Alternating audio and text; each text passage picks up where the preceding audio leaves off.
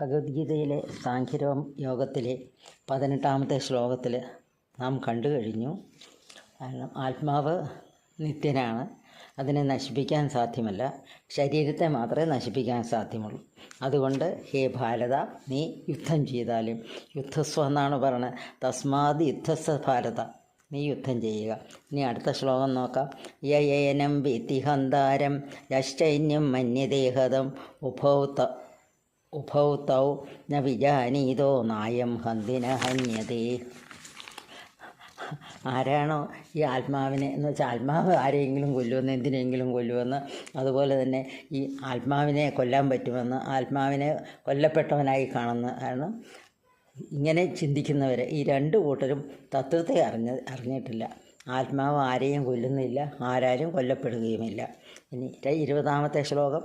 ന ജായതേ മ്രിയതേ വാ കദാചിത് നായം ഭൂത്വാ ഭവിതാ വാ ന ഭൂയ അജോ നിത്യ ശാശ്വതോയം പുരാണോ ന ഹന്യതേ ഹന്യമാനേ ശരീരേ.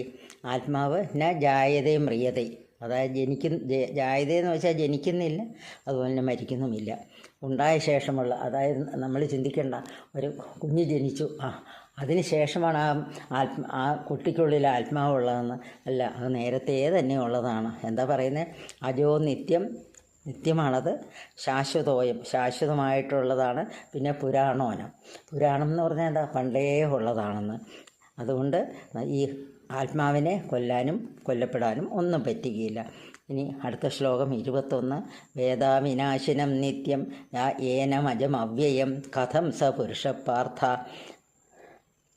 പുരുഷപാർത്ഥ കം ഖാദയതി ഹന്തികം. ഈ ആത്മാവിനെ നാശമില്ലാത്തവനെന്ന് അറിഞ്ഞു കഴിഞ്ഞാൽ പിന്നെ പുരുഷൻ ആരെ വധിക്കാനാണ്, ഇല്ലെങ്കിൽ ആരെ വധിപ്പിക്കാനാണ്? അടുത്ത ശ്ലോകം ചൊല്ലാം. 22-ാമത്തെ.